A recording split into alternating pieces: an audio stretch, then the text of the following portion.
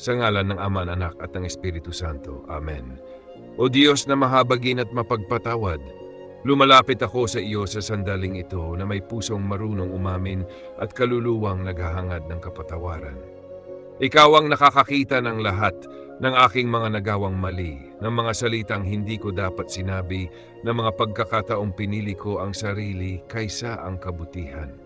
Panginoon, inaamin ko sa iyo ang aking mga kasalanan, ang mga kasalanang alam ko at ang mga kasalanang hindi ko namalayan. Ang mga pagkukulang ko sa iyo sa aking kapwa at sa aking sarili. Kung ako man ay naging makasarili, patawarin mo ako. Kung ako man ay naging mapagmataas, patawarin mo ako.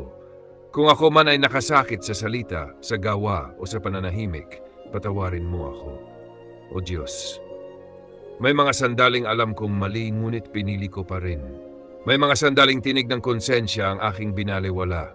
Sa mga sandaling iyon ako ay humihingi ng iyong awa. Linisin mo ang aking puso, Panginoon. Hugasan mo ang aking konsensya. Tanggalin mo ang bigat ng aking mga kasalanan na matagal ko nang dinadala. Hindi ko kayang baguhin ang aking nakaraan, ngunit naniniwala akong kaya mong baguhin ang aking puso.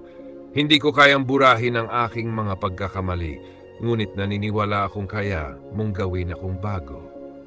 O Diyos, turuan mo akong magsisi hindi lamang sa salita kundi sa gawa. Turuan mo akong talikuran ang mga ugaling hindi kalugod-lugod sa iyo. Turuan mo akong mamuhay ayon sa iyong kalooban. Kung ako man ay nahulog muli, bigyan mo ako ng lakas na bumangon. Kung ako man ay nanghina, bigyan mo ako ng tapang na magpatuloy. Huwag mo akong hayaang manatili sa kasalanan. Panginoon, palambutin mo ang aking puso na minsan ay tumitigas dahil sa galit, inggit o sugat. Palitan mo ito ng pusong marunong magmahal, magpatawad at magpakumbaba.